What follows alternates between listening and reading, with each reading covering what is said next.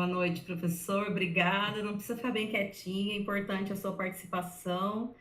E eu quero agradecer muito esse espaço que foi cedido por vocês. Sempre muito bom estar na casa de vocês, né? E eu estou extremamente feliz. Hoje eu também estou doutoranda em estudos fronteiriços. Então, são momentos muito importantes para a gente trazer essa questão do território vivo, da fronteira, e tudo que acontece dentro dela. Então, hoje a gente está com a Etna, obrigado, Sandra, e a Vânia Alecrim.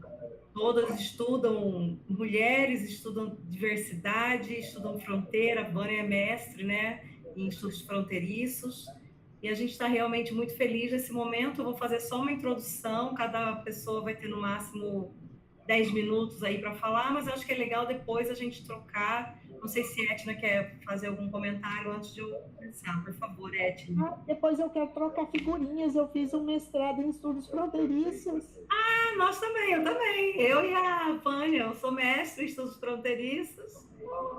E agora eu estou doutoranda em estudos fronteiriços. Estou muito feliz. Que bom, que bom. Bom, é um prazer recebê-los aqui. Meu nome de Sandra, né? É o Grupo Vozes Especiais, junto com o Moinho Cultural, faz parte do Pontão de Cultura aqui do nosso estado. E estamos encerrando um ciclo de formações e de divulgação de informações referentes à diversidade, referente à fronteira, a mulheres e todo esse trabalho que a gente realiza. Fizemos aí um recorte para conseguir atender mais o grupo, por conta da violência de gênero, por conta da nossa linha, né? E a Márcia, então, vai começar com vocês. Muito obrigada. Obrigada, Sam. Se você, Etna, puder começar o vídeo, a gente já começa com esse teaser, é bem pequenininho, viu? É um teaser da Companhia de Dança Pantanal com o Balé Migrantes. Por favor.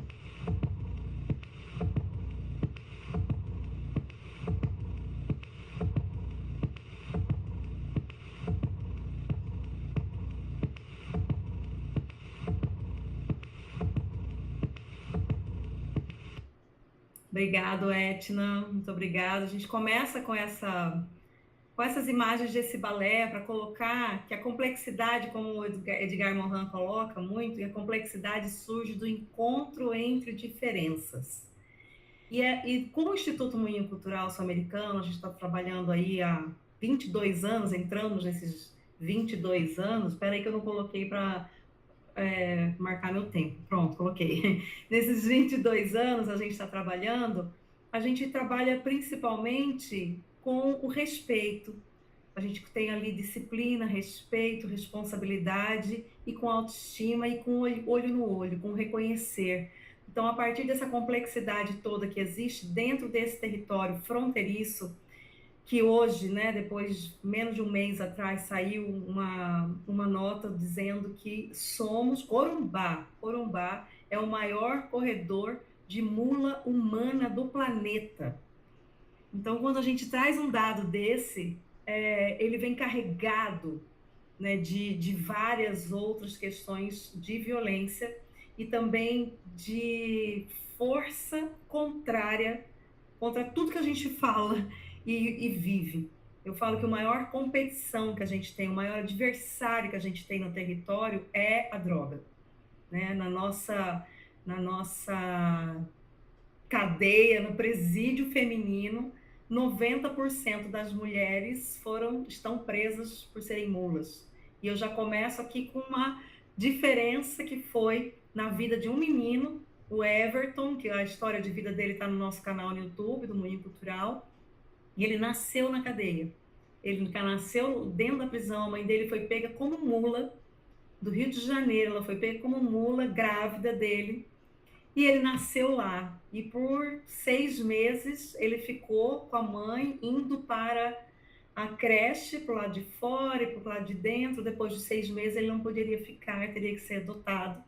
E aí ele foi adotado pela tia da creche, que gostou muito dele, que cuidava dele. E hoje esse menino, Everton, ele entrou no Moinho com 6 anos de idade e hoje ele está na Universidade Federal do Rio de Janeiro, fazendo música. Ele está na Orquestra Sinfônica Jovem, OSB Jovem, Orquestra Sinfônica Brasileira Jovem. Também está numa outra orquestra. Também ele passou por todas as nossas orquestras. É um menino incrível. Então, diante da violência e de tudo que acontece no nosso território, a gente já tem várias histórias de vida. São 25 mil que já passaram pelo Moinho. E aí a gente vai mostrando que esse espaço cultural ele é construído pela diversidade das experiências humanas, como o Poclaval coloca. Então, assim, são tantas experiências que se cruzam, que se encontram, que se batem, mas se a gente coloca um foco, uma direção, uma educação, a gente consegue, sim, também romper com essa força contrária que existe dentro do território, que é a violência. Então, a fronteira, tradicionalmente, ela é esse limite geográfico, e dentro dos estudos fronteiriços, da onde a gente está, ela é reinterpretada, principalmente nesses estudos contemporâneos, como um território muito vivo, um território dinâmico, onde ocorrem relações culturais, sociais, econômicas. Vou fechar meu WhatsApp, que ele está falando piririnha aqui, pronto, desculpa, estava perto. Dentro desse sentido todo do território, construído pela experiência humana, está a arte e a cultura. Então, desde o início do Moinho Cultural, a gente trabalha com conexão humana, com construção de identidade, com a promoção da integração diante do respeito, diante do diferente a gente se reencontra e a gente cria pertencimento. E, principalmente, a gente trabalha com criatividade. Então, hoje, a gente, dentro da educação, a gente sabe que só vai acontecer se formos seres muito criativos. Né? Porque junto com a IA e junto com tanta violência que infelizmente ainda tem acontecido, com criatividade a gente consegue fazer com que novas experiências acontecem, né? Então o Instituto Moinho Cultural Sul-Americano, ele está lá em Corumbá, fronteira com a Bolívia, Brasil-Bolívia, e é uma experiência consolidada desse território vivo, onde arte, diversidade, cultura, integração se articula como uma estratégia de desenvolvimento humano. Então, a gente trabalha o tempo todo com desenvolvimento humano, com crítica, né, com autoconhecimento. As crianças chegam, fazem essa meditação, autoconhecimento, e a arte traz um autoconhecimento também, diariamente. Então, são quase 22 anos, onde a gente já atendeu mais de 25 mil crianças, adolescentes e jovens. Hoje, 60% dos nossos colaboradores são ex-participantes já formados e que voltam para a gente ou estão no processo de formação conosco. E aí eu abro um parênteses bem importante, falando de educação, que a gente percebe que é o único meio da gente conseguir romper todos esses ciclos contrários ao que a gente acredita e lida diariamente, que nós criamos o primeiro curso técnico em música. Então, o primeiro curso técnico em música do Mato Grosso do Sul e do Brasil nesse formato. Curso técnico em música existe? Existe.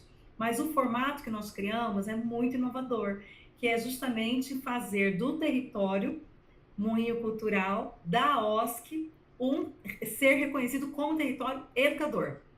Então, é uma parceria da OSC Moinho com o governo do estado, onde os adolescentes que fazem o primeiro ano do curso técnico em música, eles vão 4 dias na semana para a escola Dom Bosco. E uma vez na semana, ele vai para o Moinho. E aí, o território Moinho vira escola real, né? Então, a gente trabalha com o contraturno escolar, há 21 anos, mas a gente percebe que com a educação integral a gente também começa a perder esses meninos. Então, para não perder esses meninos, quando eles saem 3 da tarde da escola e não conseguem mais entrar no moinho, a gente começa a ser educação, então, para que ele tenha um ambiente diferenciado da escola. E com isso, o governo do estado não precisa comprar instrumentos, o governo do estado não tem que ter uma escola adaptada, e nós começamos a fazer a cidade uma cidade educadora. Então, a gente acredita muito que a partir desse formato de cidade educadora, a gente começa a trabalhar de uma outra maneira que vai também romper muito com essa questão da violência. E esse modelo pedagógico do Moinho, que não é só música, mas é a dança, são artes integradas, o apoio escolar, e dentro do apoio escolar, dessa cultura e letramento, a gente tem 2 mestres lá dentro, 3 mestres, uma mestre e 2 quase mestres, né, que estão nesse processo, uma mestre na área ambiental e 2 na área de estudos fronteiriços. A gente tem uma metodologia que a Aline Portugal trabalha junto com a professora doutora Suzana, que é a nossa conselheira, que é a translinguagem, o espanhol por meio da translinguagem. Então, o idioma também começa a ser cultura, reconhecido como cultura, e ele começa a ser apreendido por eles. Temos essa tecnologia, esse acompanhamento psicossocial. Hoje o Moinho atende uma média de 36 atípicos, dentro do todo, os 36 atípicos, temos uma psicóloga especialista em autismo. Então, essa integração tá realmente, essa educação tá muito integrada. Eu não gosto muito de falar de inclusiva, porque todo mundo tinha que estar incluso, né? Todo mundo tinha que estar dentro. Essa é a ideia também da conversa daqui a pouco da Etna, né, com a Sandra. Mas a gente precisa ainda trabalhar dessa forma e colocar tudo isso, né? E aí os intercâmbios que o Moinho faz, ele amplia também para além dessa fronteira. A gente tem intercâmbios com orquestras que estão em São Paulo, estão no Rio de Janeiro, tudo, mas nós fechamos ano passado uma parceria com Santiago de Chiquitos. Então, a gente tem alguns meninos que estão na Orquestra de Câmara do Pantanal que são de Santiago de Chiquitos. E isso é incrível quando a gente começa também a ampliar o nosso lugar para essa fronteira como um todo. E temos o professor Diego, que é coordenador de música, que é professor também em outros lugares na Bolívia. Então, a articulação vai ampliando, e essa formação intercultural ela fica diária. E essa integração linguística e cultural é o diferente, criando algo muito novo. Então, diariamente, a gente tem possibilidade de trazer o novo para dentro do moinho. E trazendo o novo para dentro é a hora que a gente também cria respeito, a partir da diferença, né? Então, esses produtos, para eu finalizar, vou trazer os produtos consolidados do Moinho Cultural, que eles são fundamentais para trazer a expressão da fronteira. Como vocês viram agora, o migrante é uma expressão muito forte, porque os migrantes passaram, a gente vivenciou isso, né? Vivencia diariamente isso, da migração que passa, e eles chegam em Corumbá e falam: aqui não é o Brasil, aqui é só um espaço. A gente está indo para o Brasil. Para onde você vai agora? Você tá... Não, a gente está indo para o Brasil. Você está no Brasil? Não, não estou no Brasil. E ali é o momento que passam, a Vânia vai trazer isso, né, Vânia, de muita violência também. Então, quando a gente traz o espetáculo migrante, com a ajuda do meu orientador, inclusive, professor Dr. Marco Aurélio, ele que fez o roteiro para a gente, tudo, a gente mostra que essa violência, as pessoas que assistem se reconhecem violentos. Então, é aí que a gente pisa neles também, né? Assim, mostra para eles. Então, a CIA de Dança do Pantanal, além dessa formação continuada, essa formação profissional em dança, a gente faz esses espetáculos autorais sobre identidade e território, em participação de vários outros espetáculos, em vários festivais, mas principalmente com essa formação de plateia, com a narrativa da fronteira, narrativa da migração, narrativa da identidade, da cultura pantaneira, da complexidade do nosso bioma. Amanhã, para quem está aqui, amanhã nós estaremos com um pocket, né, um pedacinho de Guadacã. Então, o Guadacã nós criamos no meio da pandemia. e no meio do fogo, pós-pandemia, no meio do fogo. Junto com a pandemia veio o fogo, depois a gente tentando voltar, a gente conseguia respirar, e a gente fez Guadacã, e agora o Guadacã, ele começa a mostrar que o Pantanal é resiliente. E por que nós também não conseguimos ser? Então, diante de tanta violência, como que nós, mulheres, vamos conseguir nos renascer? Como que nós, mulheres, vamos florescer a partir de tanta violência que a gente passa? Então, a companhia traz isso. E dentro da nossa companhia tem algo muito respeitoso e admirável, que é a Luz, que é a nossa primeira bailarina trans no Mato Grosso do Sul. Que está ali, ela entrou para o Moinho, se viu tão conectada, e o Moinho acolheu ela durante todo esse processo, está acolhendo durante todo esse processo. Ela está no primeiro ano, né, dessa transformação, desse reencontro, desse encontro, dessa colocação. Então, a gente tem um espetáculo chamado Estado Fantasma, onde a gente coloca quantas vezes a gente está em estado fantasma e a gente não consegue se colocar na sociedade. E ela tem uma força muito grande. Então, é isso, já falei bastante. Então, assim, a fronteira, ela expressa, né, com a arte, a gente consegue expressar esse deslocamento, esse encontro, e também construção de identidades, inclusive de quem está dentro. Né? E a orquestra de câmara também vai tocar amanhã, 7 horas da noite, lá no Araciba Labanian. Começamos com a orquestra, sendo regida por uma mulher, né? Então nós fizemos questão de trazer a Caísa, mulher, que nasceu no Moinho também, que é mãe hoje, tem uma filha, e é um repertório regional nosso, colocando dentro desse repertório regional Viva Santa Cruz, né, que somos nós também. Então, essa formação contínua nessa área, mostrando essa integração Brasil-Bolívia, e esses intercâmbios de profissionais traz uma excelência artística muito, muito forte, mas principalmente a gente trabalha com diplomacia cultural. Então, quando a gente coloca a diplomacia cultural, quando a gente coloca essa linguagem universal, que é a música, que é a partitura, ela é lida em qualquer lugar, ela vira como instrumento de integração, né? E esse espaço de convivência. Então, não posso dizer com certeza, mas possivelmente a grande maioria dos participantes do Moinho Cultural que passam por esse território criativo que é o Moinho, que hoje já abre portas para meninos que sempre sonharam estar no Moinho, hoje estão fazendo curso técnico em música, que nunca foram do Moinho, estão lá dentro, com os olhinhos brilhando, vivenciando aquele espaço diferente. A gente faz do nosso território um território de excelência artística, de formação e de inovação cultural e de proteção cidadã, proteção de crianças e adolescentes, integração regional, né? E essa construção dessa rede fronteiriça, transfronteiriça, essa atuação com múltiplos atores institucionais e nessa produção de diagnósticos territoriais e construção de políticas públicas. Hoje nós entramos novamente, estamos dentro do Conselho Municipal, Estadual da Criança e Adolescente, a Mônica Macedo foi presidente, então hoje a gente está de novo, foi a eleição, hoje a gente está, e aí o Pontão, né, o Pontão é tudo isso.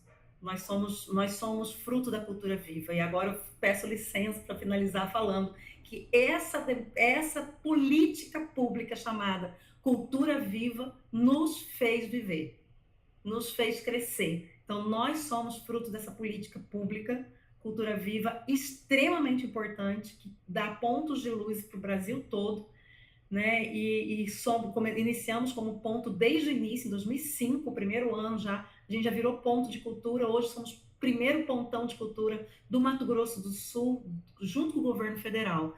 Então, muito obrigada quem está colocando ali, que eu já passei muito tempo, falei que ia falar 10 minutos, já estou no 15, e a gente vai deixar aqui para ter um bate-papo, para falar mais desse impacto do Moinho Cultural com a redução de vulnerabilidade social e ampliação de acesso à cultura, à arte e o fortalecimento de identidade regional e formação de futuros cidadãos brasileiros, bolivianos, homens e mulheres que têm em si sensibilidade e que vão pensar muito antes de levantar a mão para uma mulher, antes de fazer alguma coisa contra a gente, porque eles vivem com a diferença. Então, esse é o nosso grande recado. Muito obrigada, desculpa os 5 minutos que eu passei. Maravilha, Márcia. Eu até queria dar uma sugestão. Deixar as intervenções e possíveis perguntas para o final de todo mundo. Depois que Sim, todo mundo fizer a apresentação, né? Então, para tanto, eu quero instigar, sabe, a nossa plateia a ir anotando alguma coisa para questionar, porque eu acho que a riqueza está nos esclarecimentos de possíveis dúvidas ou curiosidades, coisas assim. sim. Parabéns, gostei, viu? Obrigada, E só obrigada. para lembrar, se você está fazendo o doutoramento lá, como é que é a temática? Estudos fronteiriços na Estudos para... UFMS, eu estou falando Então, da Rede da Criança e Adolescente da Fronteira. maravilha. Lembrar então do doutor Edgar aí, seu professor, né, da área. Sim, sim, sim. Tá bom? Uma... Ele que me trouxe Paul Claval e Edgar Morin, né? Ele que deu toda a Exato. essência para a gente no Moinho Cultural. Né? Ele é Márcia, uma pessoa eu muito, entrevistei ele é uma ela. pessoa muito querida, viu? É uma pessoa muito querida que já ajudou a Maria Romilda, já fez inúmeras bancas conosco aqui no CDB, tá Maravilhoso. bom? É só um registro, tá bem? Ok. Obrigada. Qual é a sequência agora, professora Etna? Somos nozes, professor. Difícil Ótimo, falar depois da Márcia. eu Estávamos falando concordo. agora que, além de bonita, você é muito inteligente, fala muito Obrigada, bem. Sandra. Para quem não conhece o Moinho, tem que ir lá ver aquilo de perto, que coisa linda que é. Obrigada. Parabéns, Márcia, pelo trabalho.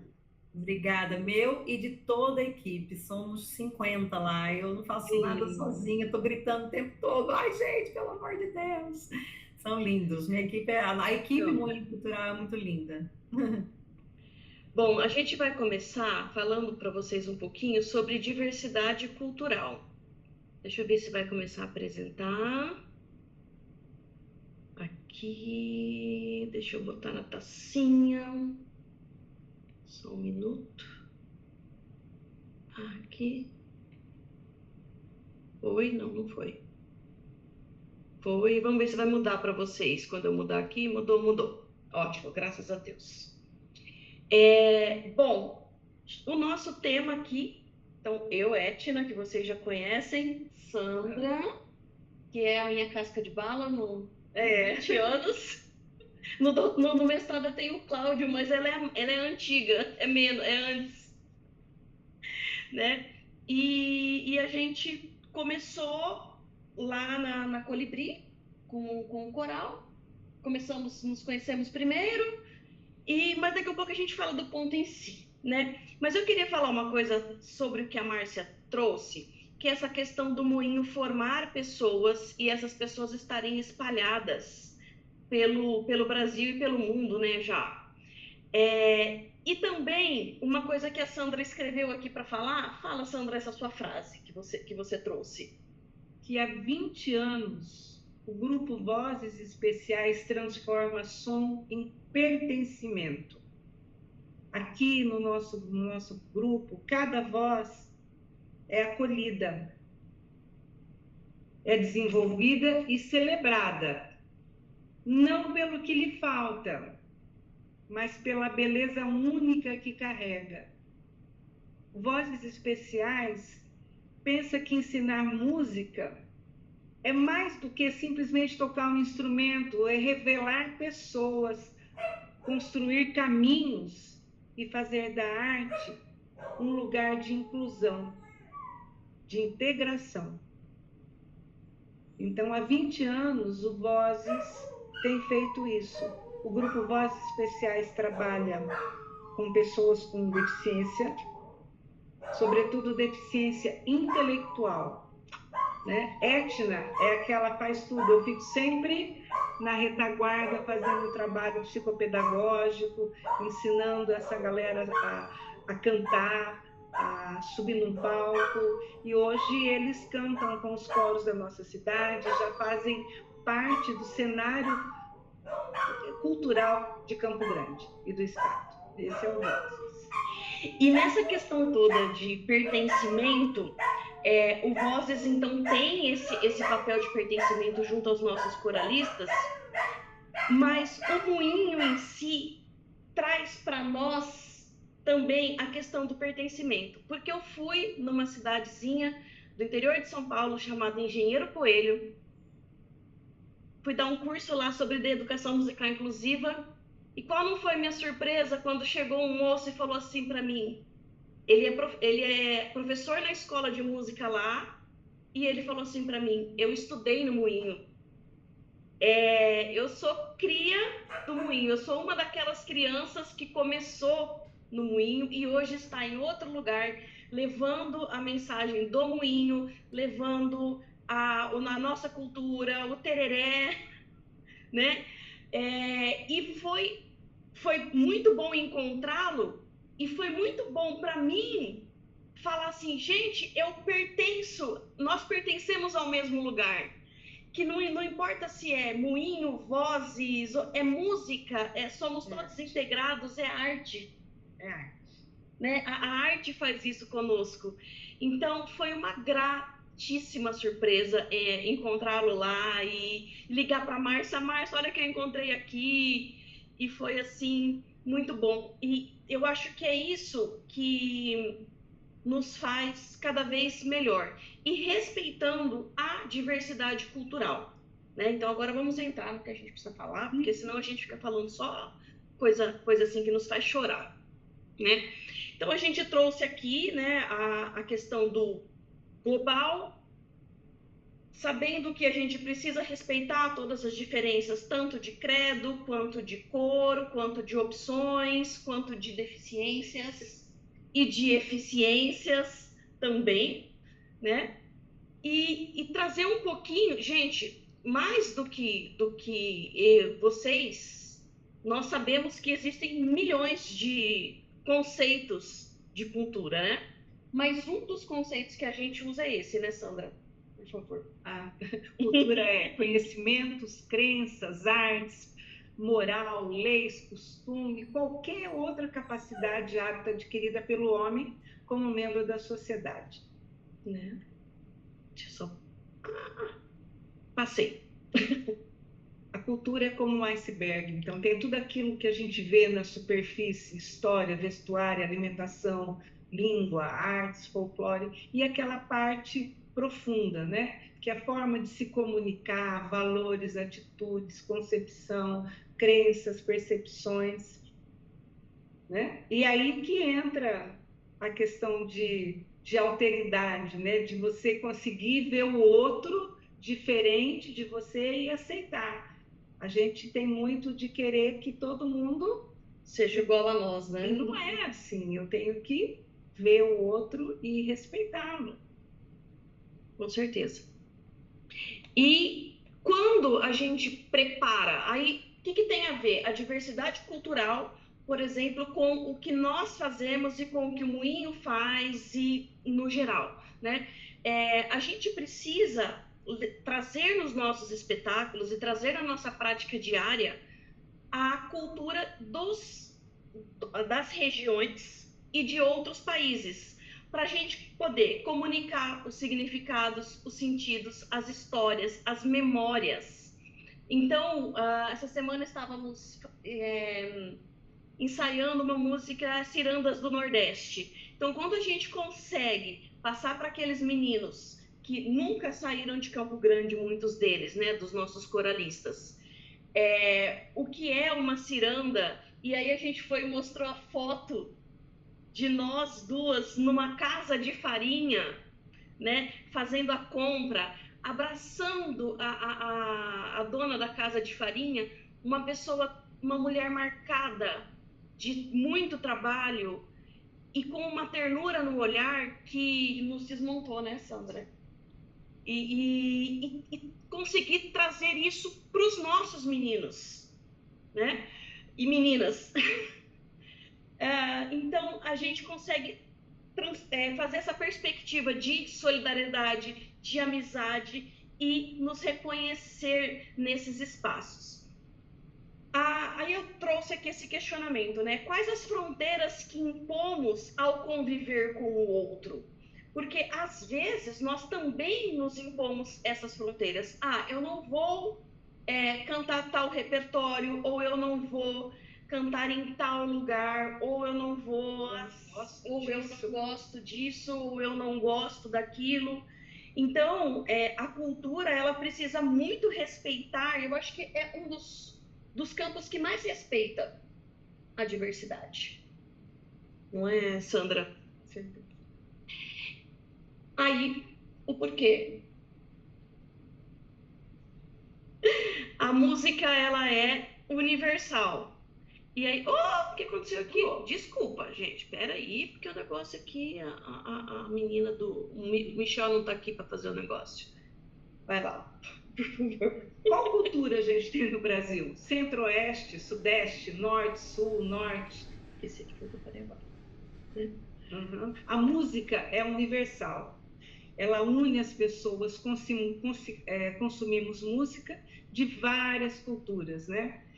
No projeto, a gente tem essa característica, os nossos alunos, muitas vezes, eles são institucionalizados, a vidinha deles é casa-escola. Casa-escola, escola-casa. Então, às vezes um médico. Às vezes um médico. Então, a gente tem feito no Vozes, cantava assim, vários idiomas, várias regiões do Brasil, para que eles tenham noção de mundo. Hoje, se você perguntar para um aluno nosso onde que fica a África, ele vai te explicar. Talvez não tão bem falado como a Márcia, mas ele sabe que ele vai precisar ir de navio ou de avião, porque de carro não dá não, porque tem um baita de um oceano no meio. Então, a gente tenta, com a música, ensinar história, geografia. Os nossos meninos cantando música do Pantanal, é lindo. Eles sabem o que é uma xalana, o que é um curicho. Um curicho, a gente ganhou uma música. Então, a gente usa a música para expandir o horizonte desses jovens e fortalecer a identidade cultural deles, né? Promover e desenvolver que eles se encontrem culturalmente e saibam o que acontece ali, né? E justamente isso, a questão de trazer para eles as diferenças de frevo, de chamamé, de chá, de café, aonde eles nasceram e sobre que influência eles estão. Então, às vezes a gente faz alguma dinâmica com eles de o que você consome que é do Paraguai. E às vezes a pessoa ele não sabe responder. E aí vem a gente e fala assim, você come chipa? Você toma tereré?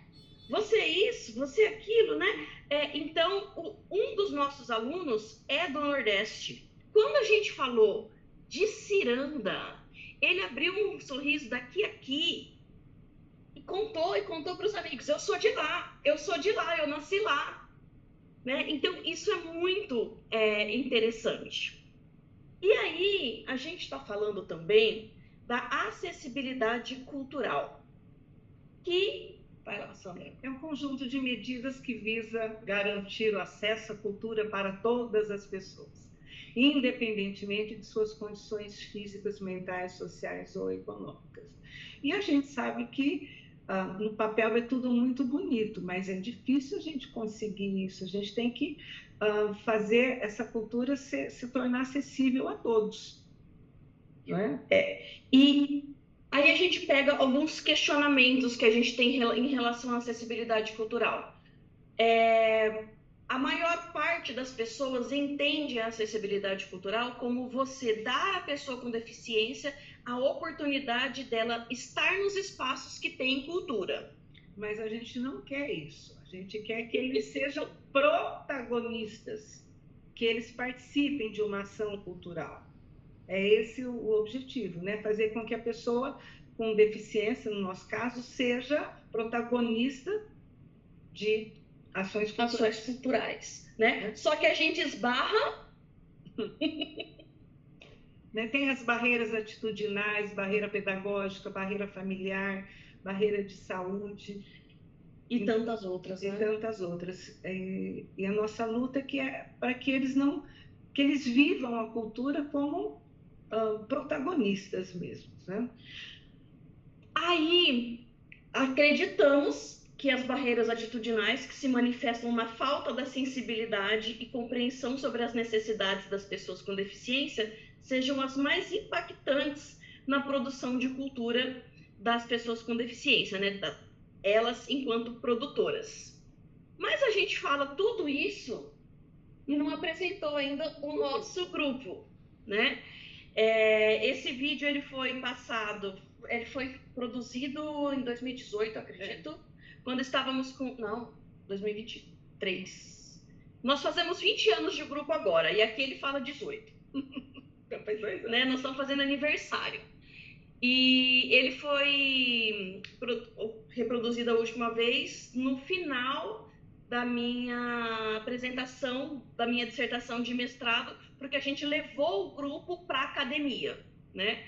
Então, o título da dissertação foi O Grupo Vozes Especiais e o Sentimento de Pertença pela Acessibilidade Cultural. Então, entendam que ele conseguiu o sentimento de ser pertencente através da acessibilidade cultural. Por ele ter a oportunidade dessa acessibilidade cultural, ele se viu pertencente hoje a esse cenário que a gente tem, e a gente vai explicar rapidamente aqui. Mas vamos assistir o vídeo primeiro, gente, que eu acho que eu também já estou estourando o tempo.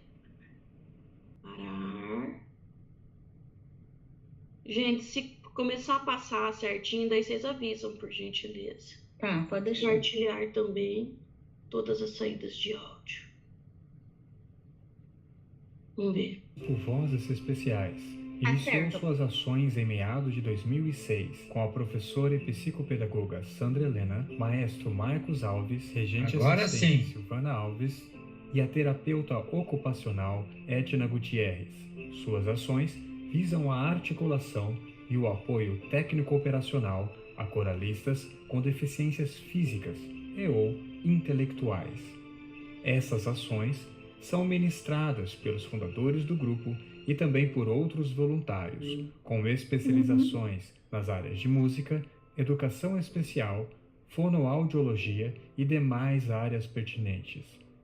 As ações do grupo Vozes Especiais se desenvolvem no intuito de dar condições a essas vozes de se mostrarem com beleza e talento, incluindo-os no contexto artístico e cultural. Alguém com áudio aberto. Para os nossos coralistas subirem um palco, apresentar Gente, tem alguém com áudio aberto aí. se perante um público numeroso, receber reconhecimento na forma de aplausos é com certeza o grande alimento que fortalece sua alma e lhe dá forças para continuar superando o dia a dia. Cada apresentação é a prova de que as adversidades sociais podem ser superadas pelos atípicos se dado a eles oportunidade. Estas ações, porém, não devem ser entendidas como assistencialismo a grupos minoritários. São, na verdade, uma forma moderna e especializada de se produzir e dar acessibilidade à cultura. Grupo Vozes Especiais. Há 18 anos, dando vozes àqueles que não têm voz. Agora foi. Cadê, gente? Peraí, deixa eu voltar aqui. Então, esse é o nosso grupo, né? Vocês viram ali as fotinhas. Não vou me estender muito porque nós ainda temos a Vânia, né? Mas o que eu queria trazer para vocês? O quanto esse canto trouxe a eles esse pertencimento, né?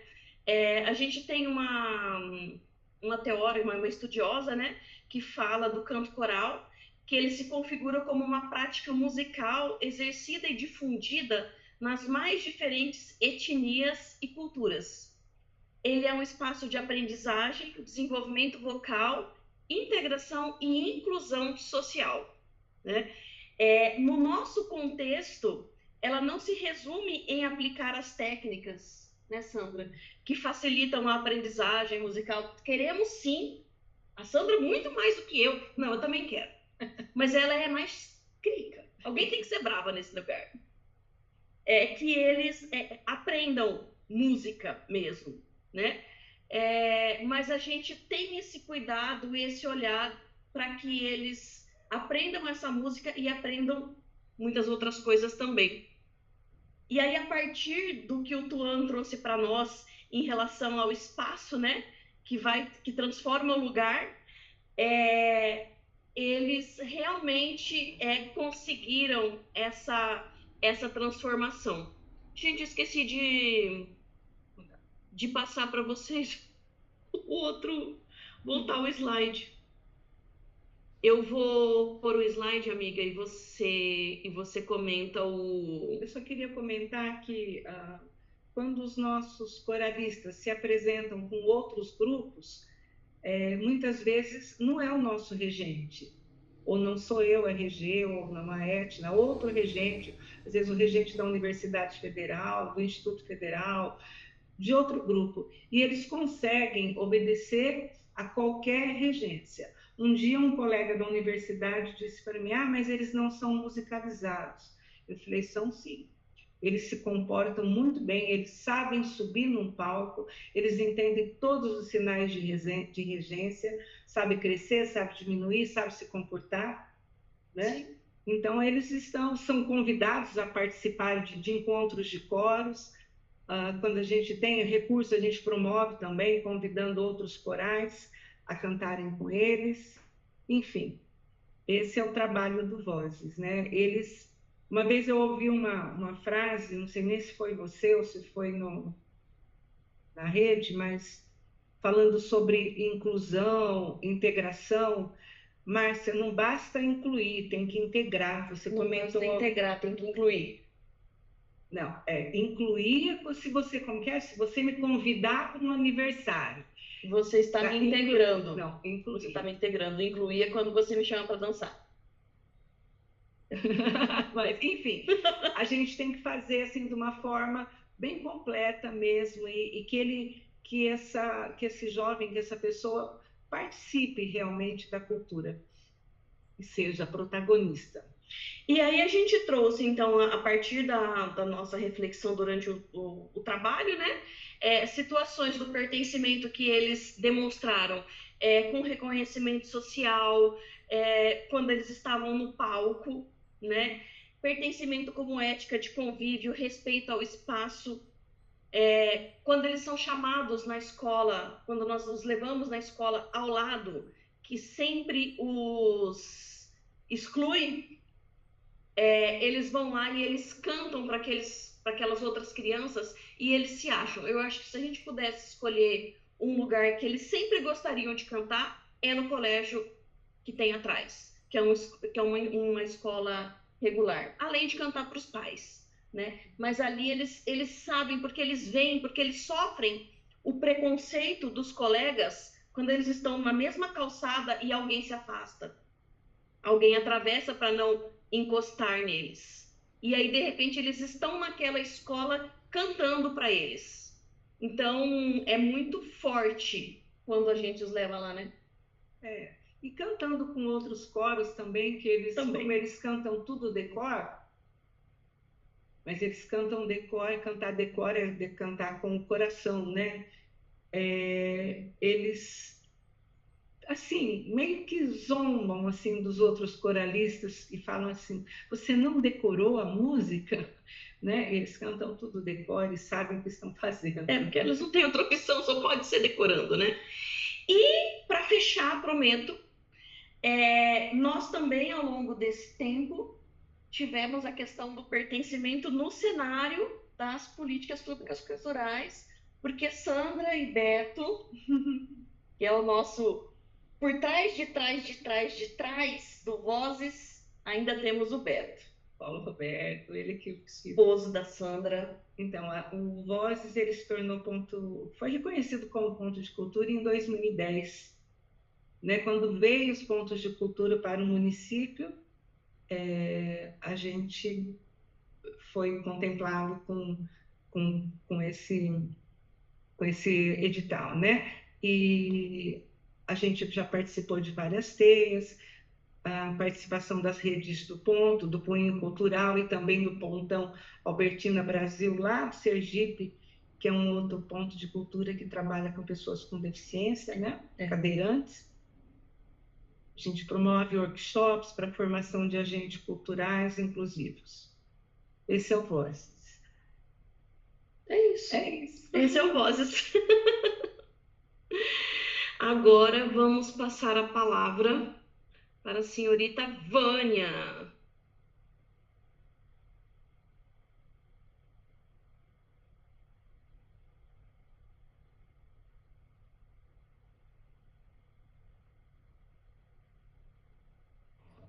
Tá me ouvindo? Sim, bem-vinda, Vânia. Como disse a Etna, agora a palavra é sua. Olha, é sua nada, é nossa. É Você vai falar. nossa. Depois de Você todo. vai... Pode falar. Não, é que se você vai falar para nós, a gente vai ficar com a voz tua. Então é nossa. Olha só, boa noite. Vocês Boa estão me noite, vendo também, muito bem, né? Sim, estamos. Inclusive uma medalha bem bonita. Eu estou muito feliz de estar aqui. Eu quero agradecer a Márcia, né, pelo convite. Eu falo que eu carrego o moinho comigo. Quando eu falei para ela que eu era ex-moinho, ela não gostou. Então hoje eu sei que eu sou cria do moinho. Melhorou, né? Muito feliz mesmo, porque eu ouvindo vocês, olhando cada rosto, cada expressão, passa um filme mesmo, quando eu adentrei a Vila do Conhecimento do Moinho e iniciei um processo de um trabalho lá muito importante, onde a gente coordenava 5 projetos simultâneos com Dona Catarina, com a Tó, com as mulheres silcando camisetas dos alunos do Moinho, com mais ou menos 15 costureiras fazendo os uniformes do Moinho e com a Lídia Leite confeccionando, produzindo pratos pantaneiros para serem vendidos na loja. E tinha mais, ainda tinha aproveitamento de vidro, reciclagem. Então, hoje eu carrego muita coisa daquele trabalho, porque hoje eu estou à frente da Gerência de Políticas Públicas para as Mulheres de Corumbá. Eu sou pedagoga de formação e me encantou o trabalho aí das 2 professoras, Vozes, porque eu também fiz uma especialização em educação especial inclusiva e eu falaria agora integrativa. E fui me permitir fazer um mestrado. E a minha temática foi análises de políticas públicas para as mulheres de fronteira, Brasil-Bolívia, e as 2 cidades que eu foquei o meu estudo, aprofundei mais os meus estudos, foi Corumbá e Porto Quirraro. Então, estudei a fronteira, vários autores, mas particularmente eu gostei muito do Edgar, né? Porque ele me dava uma foto e falava para mim uma imagem, o que é fronteira? E através daquela foto, com arame farpado, e eu olhava e eu pensava, eu não posso ir daquele lado, porque lá não é permitido. E ele me fez que eu desconstruísse isso. Então, hoje eu entendo a fronteira como um espaço que ela retrai, ela expande, ela é viva, ela tem problemas, ela tem tensões, ela tem trocas, e é tudo isso. E nós vivemos isso muitas vezes sem perceber a riqueza que é morar num lugar como onde a gente mora, que é o Pantanal, a região aqui de Corumbá. Onde a Márcia superou, né? Porque com a arte ela foi para a Bolívia, ela volta da Bolívia de uma maneira fantástica. Outra coisa que me chamou a atenção quando ela fala em 25 mil alunos. É um projeto artístico, de inclusão, de integração. Se não tivesse o Moinho, o que seria dessas 25 mil crianças? Então, uma reflexão, porque estariam onde, como, sem sonhos, sem profissão, sem o direito de mudar de vida.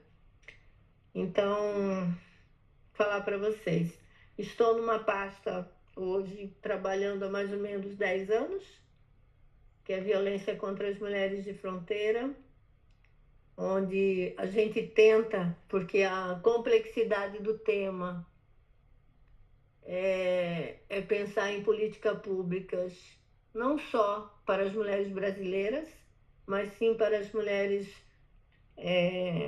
bolivianas, venezuelanas, haitianas, onde muitas hoje nós não conseguimos nem acessá-las.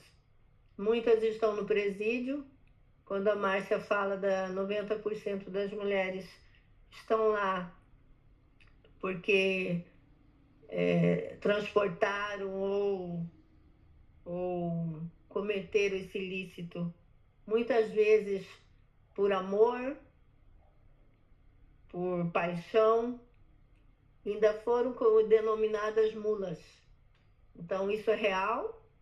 Elas estão lá, mulheres jovens de 18 a 40, 56 anos, mas predomina as mulheres jovens que estão lá, tendo filhos lá, e como a Márcia falou, depois de 6 meses tem que ser adotados. Se a família não vão buscar, não vão... O trâmite também não é muito simples, né? Quem mora em outros países para vir, muitas vezes as famílias são carentes, acabam indo para adoção. Então, a mulher acaba sofrendo mais uma violência. Tem o seu filho tirado por questões de não entender e de não ser criado políticas públicas efetivas. Eu coloquei aqui algumas fotos, eu não sei se a Aline conseguiu passar, mas para mim aqui, eu penso a fronteira também nossa, ela não é uma fronteira igual do México e os Estados Unidos, que tem muro, mas muitas vezes a gente, para mim que trabalho com essa temática, às vezes eu vejo um muro imenso, invisível, onde a gente não consegue salvar. Eu falo salvar mesmo, porque quando as mulheres passam para lá, traficadas, a gente não consegue elas de volta. Não consegue, é muito difícil. E pouco se fala aqui em Corumbá, no Mato Grosso do Sul, sobre tráfico de mulheres e meninas. É algo um pouco que velado, e a gente sabe que acontece diariamente. Diariamente passa, não só na fronteira de Corumbá com a Bolívia, como também do Mato Grosso, lá por São Matias. Então é algo muito sério e eu não vejo uma perspectiva de melhora enquanto a gente não conseguir um acordo binacional. Que falar para vocês, Márcia participou do nosso encontro binacional, onde nós reunimos importantes representações da Bolívia, de Santa Cruz, de Porto Soares, Porto Quijarro, São Matias, São Inácio, e do Brasil tivemos a secretária de Estado e Cidadania, Viviane, porque lá era longe dela esse tema e ela participou e ficou impressionada. Então, nós precisamos aí unir esforços, tanto as universidades, tanto a UFMS, o CDB, todos os órgãos, precisa pelo menos dialogar sobre esse tema. Porque muitas vezes eu me sinto muito sozinha, impotente, de ver meninas, crianças que somem, e de famílias carentes. Já teve dados aqui em Corumbá mesmo, pessoas querendo colocar crianças em carros, levar para a Bolívia e nunca mais volta. É um desabafo, tá bom? Nas políticas públicas para as mulheres da região de fronteira, eu penso muito que com as leis que foram criadas em defesa das mulheres, tanto a lei da Maria da Penha, que é um divisor de águas. Porque a partir daí que a gente conseguiu sentir na própria pele que a gente estava, de alguma forma, sendo vista, olhada, protegida de alguma forma. E aí vem as alterações, veio o Ministério como algo que a gente vê, desenvolver, buscar soluções, minimizar, mas continua assim a morte absurda de mulheres, mas aí a gente já vê algo muito mais amplo que precisa ser um embate mais, não só técnico, mas algo que a sociedade inteira precisa abraçar essa causa. É muito difícil você abrir os jornais e falar, morreu mais uma, 39 ano passado. Hoje a gente, no Mato Grosso do Sul, hoje a gente já está com 8 mulheres que perderam a vida e muitas na questão da tentativa. Na Bolívia, um pouco que eu fui até Santa Cruz, conhecer um pouco as políticas públicas de lá. Conheci a Casa de Acolhida da Bolívia, muito parecida com a Casa da Mulher Brasileira, só que na Bolívia ela já existia há 35 anos. Então, as políticas públicas da Bolívia existem, só que ela é muito centralizada em Santa Cruz. No Brasil, a gente tem essas ramificações.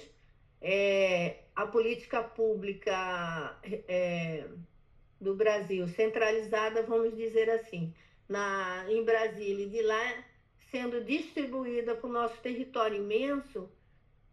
E a primeira casa a ser instituída em Campo Grande é, sim, algo muito relevante, porque é uma casa que está lá para acolher todas as mulheres, e tem a Casa Abrigo também, que acolhe a mulher em risco de vida, em risco de morte, na verdade. E penso que nós temos 2 leis, sendo da Bolívia referência na América Latina, e temos a Lei Maria da Penha referência no mundo. São leis que, depois que eu li as tipificações, a Maria da Penha com 5 tipificações, sendo que algumas violências a gente busca outras leis que foram criadas, e nós temos a Lei da Bolívia com quase 100 artigos, 16 tipificações. Então, elas se conversam quando a gente pensa na violência, onde brasileiros casam com bolivianas, bolivianas casam com brasileiros.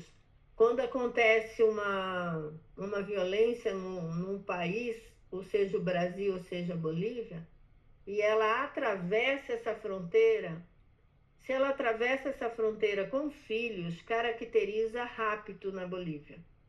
Então é um desespero, a gente não sabe o que fazer, a gente não tem esse amparo legal, porque se a gente tivesse um amparo legal, que tem preconizado lá no Mercosul, tanto em português quanto na nossa língua brasileira, portuguesa, na verdade, a gente sabe que tem. O que falta ali é vontade política e ações, tanto das universidades, pensar num diálogo mais ampliado e tentar ajudar as mulheres desse lugar, desse território onde a Márcia coloca bem. É um território onde existem mulheres, meninas. Ela conseguiu, através do projeto, trazer muitas meninas para algo da arte, da profissão, da inclusão, do estudo. Mas e as que não foram para o moinho? Onde elas estão? Elas estão sendo traficadas ou se tornando mulas.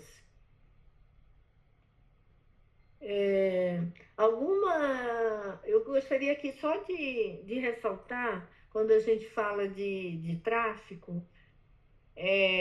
no ano de 2021, eu recebi um telefonema de um policial federal do Recife, onde uma moça de 19 anos do Recife foi traficada e ela passou por Corumbá.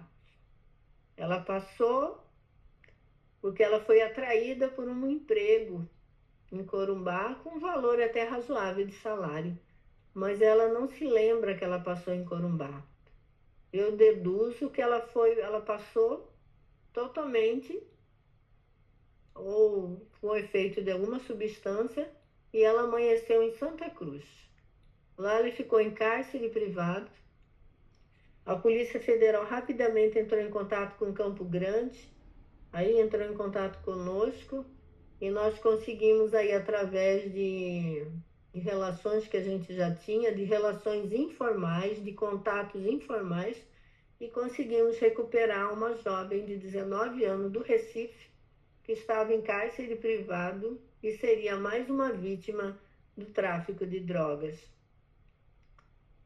E conseguimos recuperar, ela ficou na casa da acolhida, ela foi alimentada, cuidada, transportada, e o Brasil, nós fomos buscá-la aqui na fronteira de Porto Quijarro, encaminhada para a Polícia Federal de Corumbá, seguiu até Campo Grande, de lá ela embarcou para o Recife. Mas essa foi uma. Quantas passam e ninguém sabe? Algumas ações aqui na região de fronteira com mestrado, através do mestrado, que a gente começa a ganhar uma visão mais ampla, questiona mais, busca conhecimento. Eu busquei uma forma de mostrar quais são as políticas públicas da minha cidade, sempre baseado, eu coloco a Lei Maria da Penha como uma das principais políticas públicas existentes. Depois vem a Casa da Mulher Brasileira, vem o Promuse, Programa Mulher Segura. Nós temos em Corumbá a primeira Patrulha Maria da Penha do interior, 24 horas. Nós temos um centro de referência à mulher em situação de violência e temos também a Delegacia de Atendimento à Mulher. Ainda não temos a delegacia 24 horas. Quando a gente pensa na Bolívia, a Bolívia tem Casa da Acolhida, mais em Santa Cruz, que são mais ou menos é mais longe que Campo Grande, acredito que em 490 quilômetros. 630. 630? São 9 horas de ônibus, né?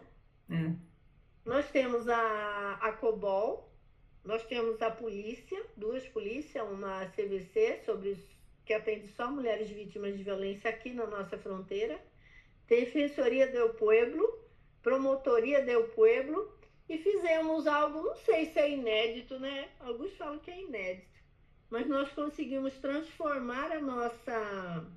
Nós temos a Lei Agosto Lilás, que a gente trabalha temática todos os dias, em escolas, igrejas, terreiros de umbanda, todos os espaços, e nós conseguimos aí articular com as concerrais do município de Porto Quijarro e criamos a Outubro Lilas. Então é uma lei bem importante que eles trabalham também com outra metodologia, de outra forma, porque são culturas diferentes e a gente tem que respeitar. Para concluir, através dessas relações com a Bolívia, que eu falo relações informais, relações de amizade, a gente consegue hoje realizar o colóquio anual.